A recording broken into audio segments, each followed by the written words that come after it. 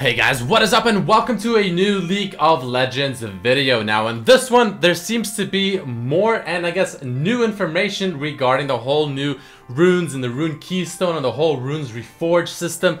A lot of really cool stuff. So there's a post made by Riot right here. Go ahead and just read over this post together, talk about it, get a better idea as to what might be coming. There's new examples of runes and or keystones displayed within this post as well, some of them being very interesting. But with all that being said and done, let's take a quick look. Alright guys, so what do we have here? So you can see runes return. So the Keystone Mastery system was a design test. Okay, essentially they talk about just what they learned and stuff like that. It doesn't matter too much, right? Then they found out stuff here that maybe they need more space than just 9 keystones, etc, etc. Not the most useful stuff here. It's just a very quick backstory, if you will, almost. So here's the part that we care about. Here's the juicy information. So a dangerous revelation. And here's an example of a mastery reforged as a rune, right? So you have the mastery dangerous game, which I'm sure you guys know. Dangerous game currently in the mastery tree, where it gives you back HP whenever you kill someone or do a takedown. This one is essentially, like they say, a mastery that's changed into a rune, and I'm assuming it'll be a rune keystone. It's called Bloodlust. Takedowns now restore 15% missing HP. Now let's see how much dangerous game, LOL. How much does this give us back right now? Dangerous game, it gives us 5% missing health and 5% missing mana. This is 15% missing HP. Quite the hefty amount of HP. That is actually quite a lot. Holy shit, that's an absurd amount of HP now that I think about it. Anyways, this is an amplified version of Dangerous Game. A mastery with a lot of great qualities. It's a clear bit of power. And it enhances decisions that you want to make. More importantly, not everyone likes the strategy proposed by this specifically. It's not for everyone, and that's good, they say, because it's all about diversity, right? It's all about much more specific keystones for specific scenarios, specific goals, specific objectives, and things like that. You'll also notice that Bloodlust is just more healing than Dangerous Game. Runes, in contrast to their mastery predecessors, so in this case Bloodlust to Dangerous Game, have a lot more power concentrated into their individual effects, right? So that's the example right there. That's number one, Bloodlust. 50% HP back when you get a takedown. By the way, if you don't know, a takedown means a kill or an assist. Anyway, Keystone Exploration. The few Keystone runes that are being brought over in some form are also undergoing some changes. So we talked about Rune King's Tribute earlier. They made a post right here, right, where they made a whole bunch of cool stuff here, and they have the Rune King's Tribute, where every 4 seconds you deal your next basic attack deals damage to nearby champions and large monsters equal to 3% of your max HP, right? And then it heals you. So then we have here again Rune King's Tribute. Every 4 seconds in combat, your next attack deals damage. Whatever that we just talked about, right? That's the exact same thing as this one here. But also, every 4 seconds, your next attack or spell steals life from champions based on your max health. Keystones are only slightly powering up from their current impact, allowing us to achieve the level of impact needed to make the choice worthwhile. We're also trying new tooltip formats, both a short and to the point, and long and with all the juicy details. Both of these are available so we can get the more subtle interaction out there, which is a very good thing, because it's kind of like similar to World of Warcraft that they did a while ago, where a certain ability, you can have like a mode on, where you either read the abilities in like the very simple, just quick, like yeah, it does this. Or you can change the mode to just give you like just the full detail of the ability, exactly what it does, how much damage, how long it'll, make an effect for happen, or whatever. Very similar concept here, so you can either just get a very quick description, or you can read like literally every single bit of information regarding the ability. Adaptive. So now adaptive is going to be kind of like a new thing when it comes to these runes and keystones and rune keystones and whatever you want to call them. It's going to be exactly what it sounds like. It'll be adaptive based on the current circumstances that you are experiencing in the game, based on your champion, based on your items that you're building, your build overall. So let's take a look. There's one example they gave us called Perfectionist. While above 80% health, gain up to 20 AP or 14 AD, adaptive based on level.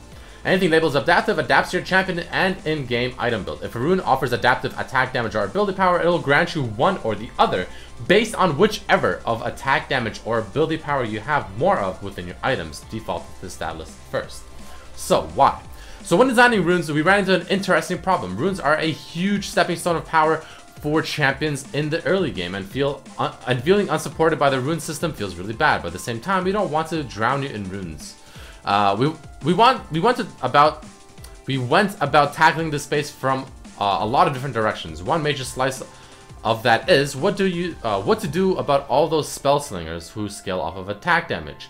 Each rune path aims at a selection or a section of characters, and the sorcery path, a path that used to provide quite a bit of ability power and tools for mages, ultimately delivers the kind of thing that the Ezreals or the Jaces of the world wants, right? So it kind of just depends on, the champion. If a champion can be played in several different ways. The ability power offered by sorcery was wrong for these champions. We played around with just giving both stats, but champions that scaled off of both just go crazy. So maybe like a Kali, right?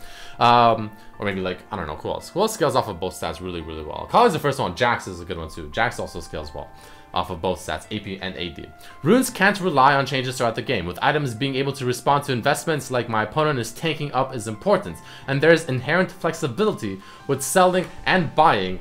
Adding more flexibility just makes it so that you can't ever respond sanely to your opponent. With runes though, you're locked from the moment the loading screen pops up, meaning we can allow for more inherent flexibility on each rune. So enter adaptive. So back to this, the one we talked about here, Perfectionist.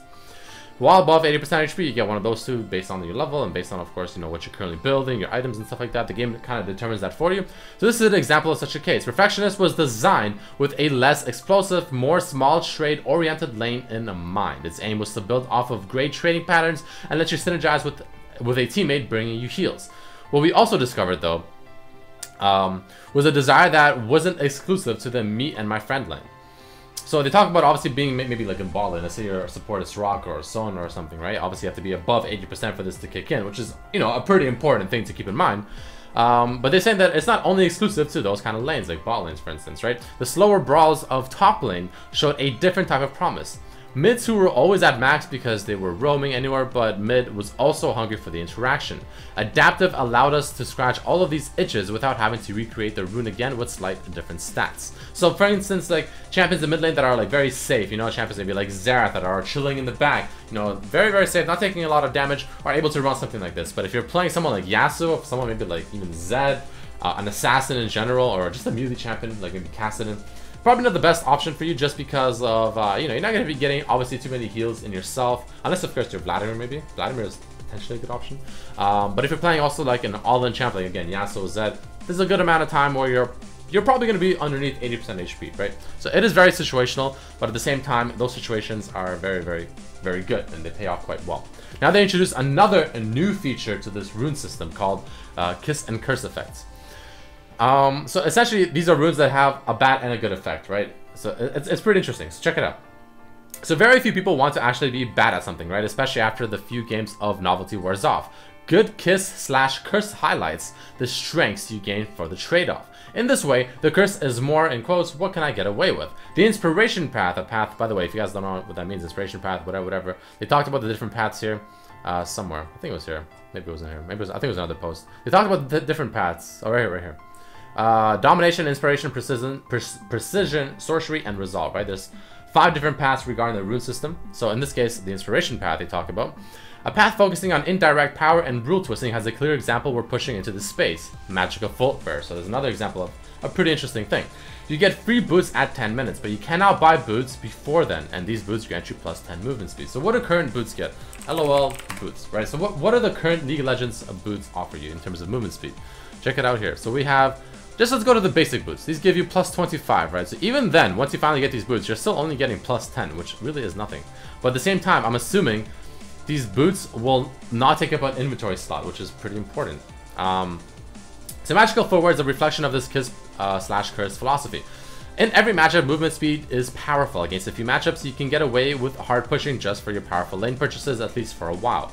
Magical Footwear wants to check that bet. In exchange for being able to figure out where the curse isn't really a full curse, where you can eke away from certain slower skill shots or dance out of targeted but close range characters, you get the benefits of a free pair of boots for when you start needing the movement for all the other champions in the game, and a little extra on top of that.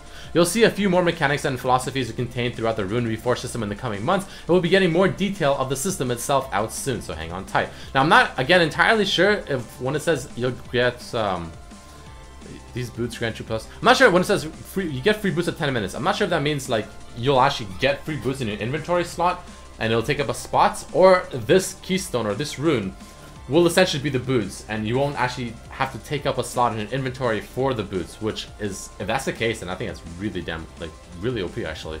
But if after 10 minutes you still get like the boot icon inside your inventory, which then you can upgrade into other boots, I don't think it's as good. I actually don't think it's that good at all, actually, because it only gives you plus 10 movement speed, while just regular boots we saw here give you plus 25 flat movement speed. So I'm not entirely sure if that's really worthwhile or not, but either way, guys, that's going to be it for this video. So there you have it. A lot of really cool and interesting information. I think if, again, the way this works, the way I think it does, where it doesn't take up a slot in your inventory, this could be really damn good. But then you can't really upgrade it either, so I'm actually really curious which of the two passes we'll take. But anyways, guys, there's an example of new runes, new things regarding the system. A lot of cool new effects, new things just introduced in general, like, again, adaptive, the kiss and curse effects. Very, very cool stuff. So I don't know, I'm pretty excited for the whole new rune system. I have to say, they're really introducing a lot of really just interesting mechanics, which I think is super, super cool. And I think will make a lot of a very interesting diversity in League of Legends. So I'm pretty excited to see some more information regarding this and just see what else they can dish out. And yeah, so if you guys enjoyed the video, boom, hit it with that like button. If you, you know, want to check out more videos, I have some more videos on my channel for you guys to do that. Subscribe if you haven't, share this video with your friends, and I'll see you guys for the next one. Thank you for watching. Peace.